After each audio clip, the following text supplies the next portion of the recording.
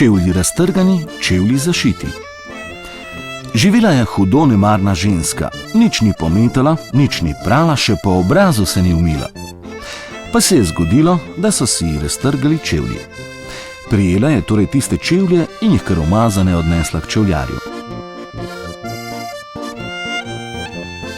Glejte, mojster, čevlje sem prinesla, je rekla. Pa hitro jih popravite. Čevljar pogleda tiste strašno umazane čevlje. Kako so smrteli. Strela, si je mislil, gnoja pa že ne bom čistil z njih. In je rekel, takoj bom naredil, samo vrata mi odprite. Ženska je odprla vrata, on pa je čevlje zabrisal čez prag. Tako, je rekel, so že popravljeni. Poslušali ste slovensko ljudsko pravljico Čevlji raztrgani, čevlji zašiti.